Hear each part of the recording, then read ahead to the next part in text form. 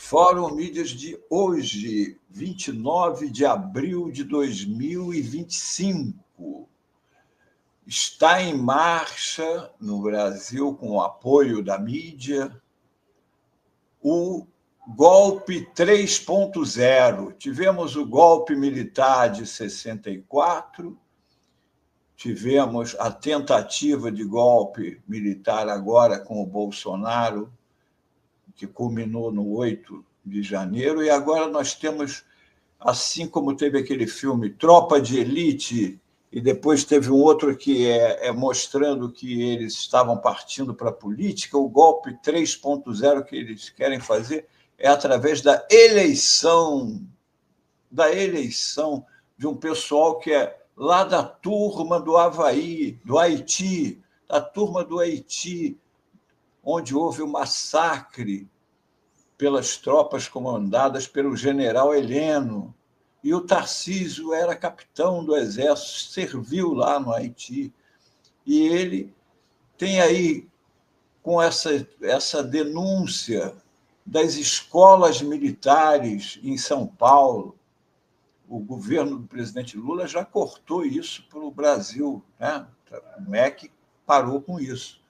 Mas em São Paulo, não. Como diz essa matéria do Henrique lá na revista Fórum, Tarcísio cria mais 100 escolas militares e PMs darão aula de política. Aula de política. É brincadeira. O governador bolsonarista de São Paulo, Tarcísio de Freitas, já definiu que o Estado criará mais 100 escolas cívico-militares a partir do segundo semestre deste ano.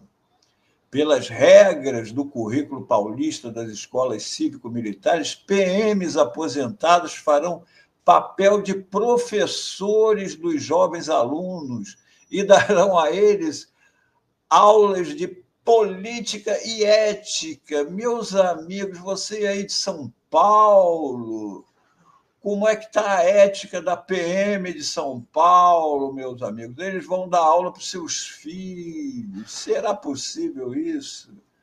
O formato descabido de escola já se mostrou um fracasso em números e foi descontinuado pelo governo federal. Como é que pode? Eles sem qualquer formação acadêmica ou pedagógica, ficarão responsáveis por ensinar à juventude preceitos políticos e noções de ética na sociedade. É brincadeira. Tudo isso, claro, sob aplausos dessas pessoas que não terão os filhos nessas escolas, terão seus filhos nas escolas particulares, aprendendo com professores decentes, não é? Aqui o homem que é o secretário de Segurança de São Paulo, o chefe dos professores. Aí, ó. Especialistas criticam a escolha de Derrite para chefiar a segurança pública em São Paulo. Quem é o Derrite, que o pessoal de fora de São Paulo talvez não conheça? Na noite de... Isso aqui é uma reportagem da revista Piauí, da época. Na noite do dia 9 de novembro de 2011, assim que o tiroteio acabou, um jovem de 15 anos correu até a casa assaltada. Houve disparos para todos os lados e o adolescente estava apreensivo. Temia que seu irmão fosse um dos assaltantes. Ao chegar ao local, ouviu a seguinte notícia sobre o destino de seu irmão. Aspas. Se ele for trabalhador, pode ir para a sua casa que ele está lá. Se não for, pode ir para o IML, disse um PM. O policial que mandou o rapaz de 15 anos ao IML era um tenente da Polícia Militar do estado de São Paulo na época. Chamava-se Guilherme Muraro Derrite. Tinha 27 anos, estava no segundo ano de trabalho na Rota, a tropa de elite da PM paulista, e gostava de dizer que a sua missão era tirar vagabundo de circulação.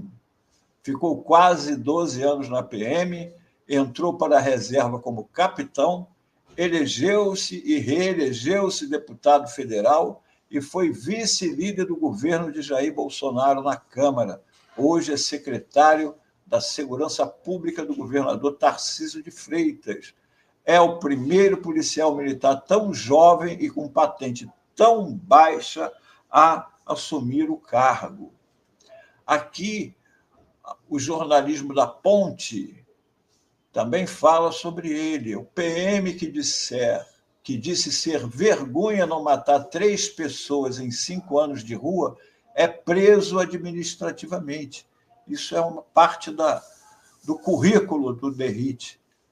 Ele era primeiro-tenente da Rota, criticou no domingo o comando da Polícia Militar por transferir de batalhões policiais responsáveis por 3 ou mais mortes no estado de São Paulo nos últimos 5 anos.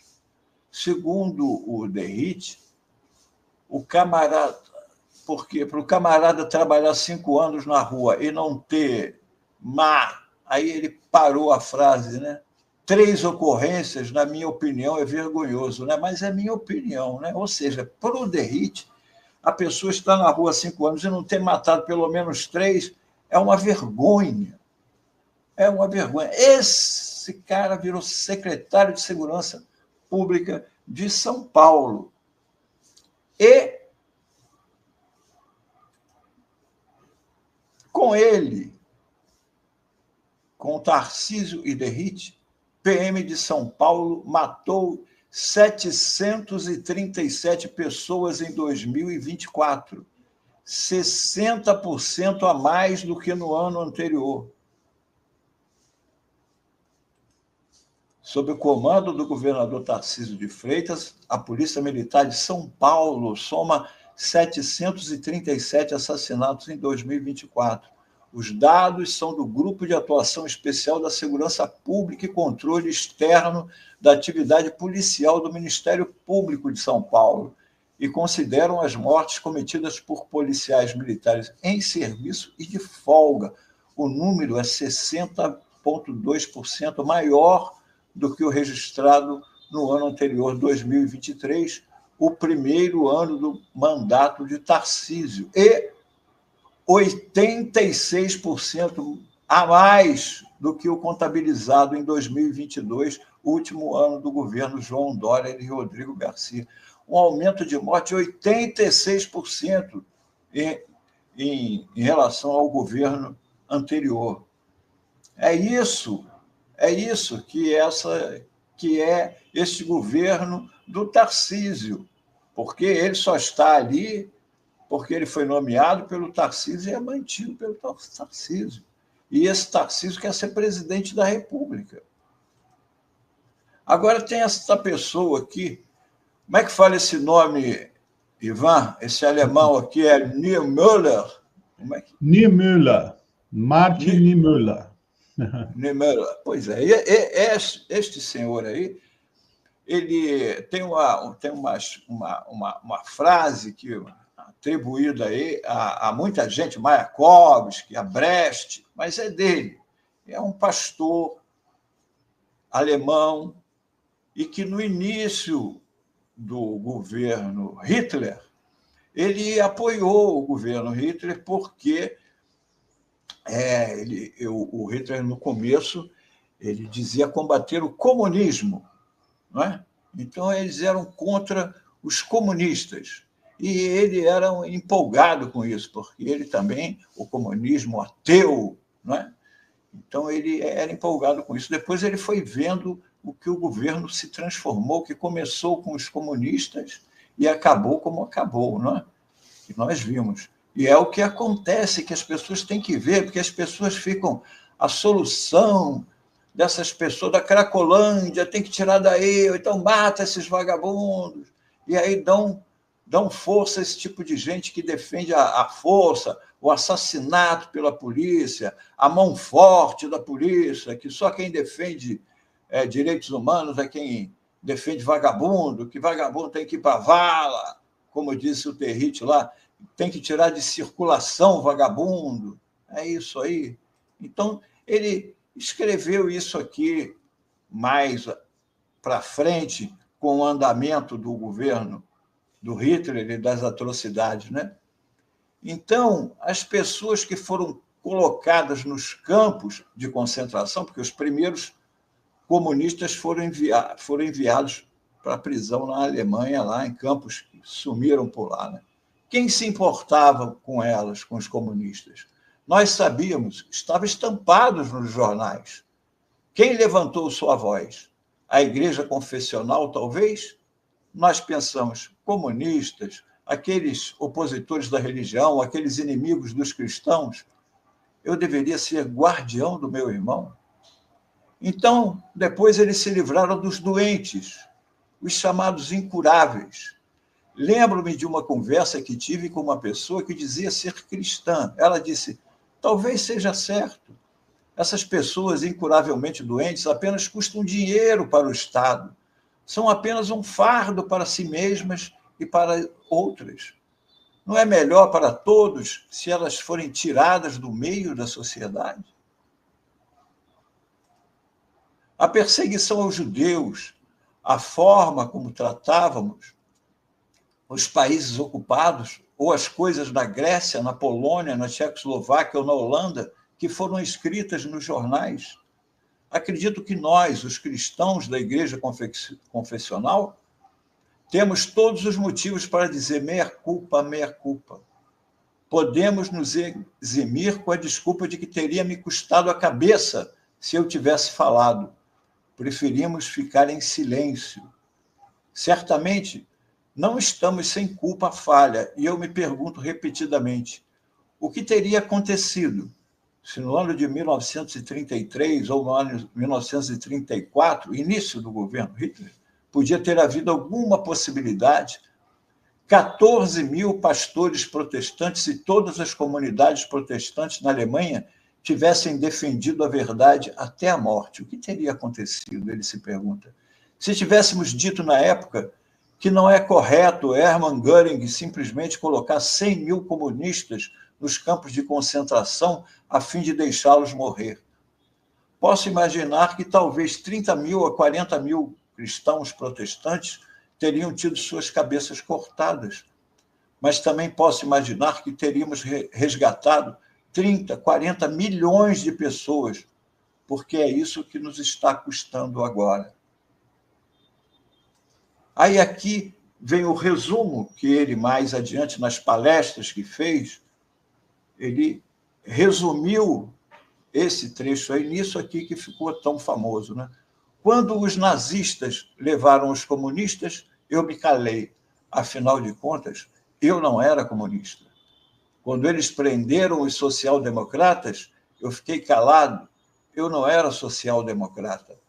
Quando eles levaram os sindicalistas, eu fiquei em silêncio.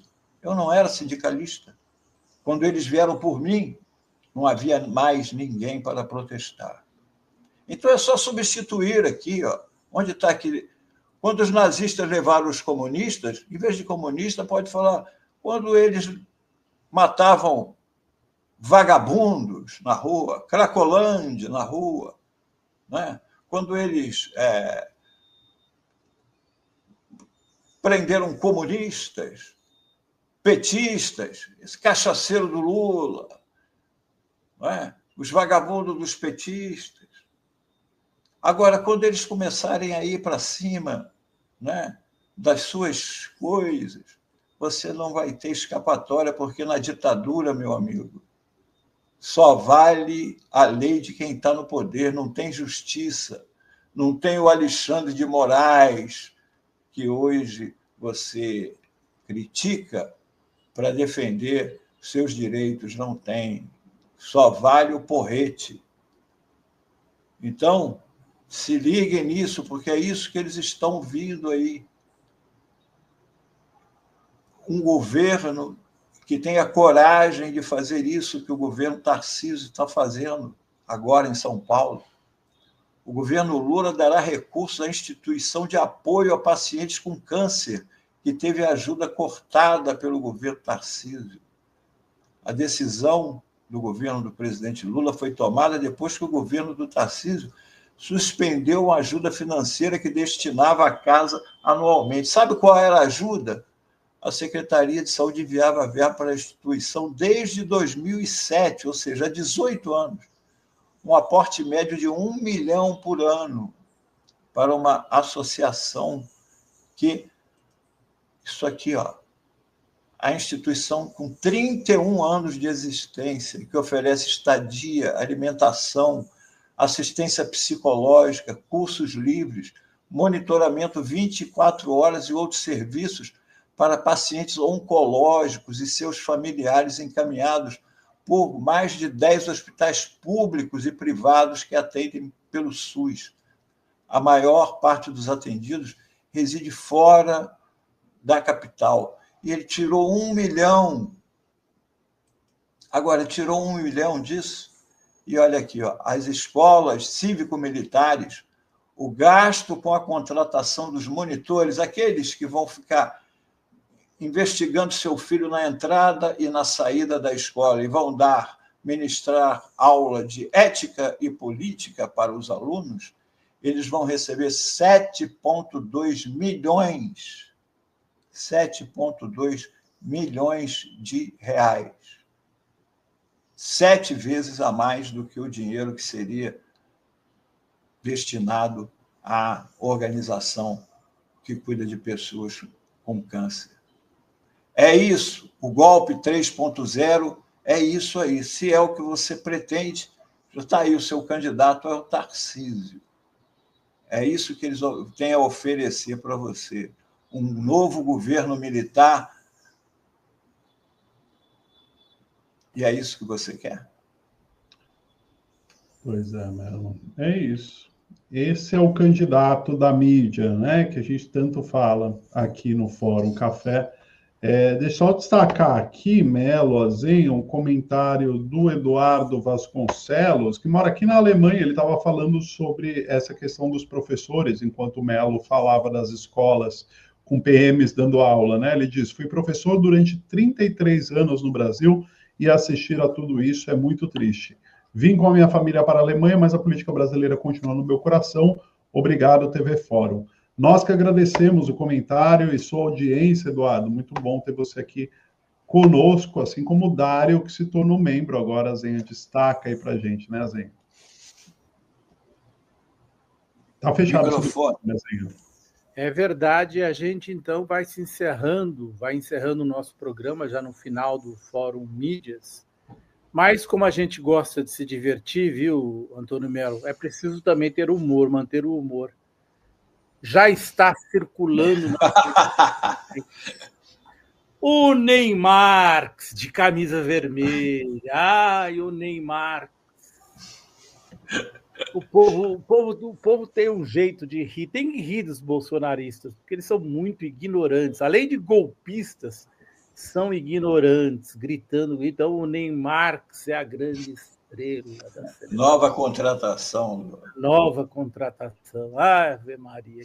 Depois da camisa vermelha, podemos esperar de tudo na seleção, né? A contratação de Neymar e outras estrelas aí da Internacional Comunista. Assim. Justamente. O técnico italiano, Ancelotti, vai chegar já trazendo com ele, se ele vier, né? Reforços do socialismo, do comunismo internacional para a seleção brasileira. Eu proponho Maduro para ser técnico da seleção. Maduro, isso.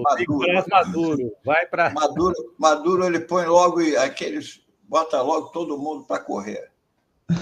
Linha dura na seleção brasileira. Com Maduro. É isso aí, gente. Assim a gente se despede de vocês, agradecendo pela altíssima audiência de hoje, de sempre, e agradecer a todos os que nos contribuíram com a gente, que se tornaram membros. Agradecer ao Antônio Melo, ao Ivan, e dizer até amanhã. Tchau, gente. Até amanhã a todos. Gente. Tchau, tchau.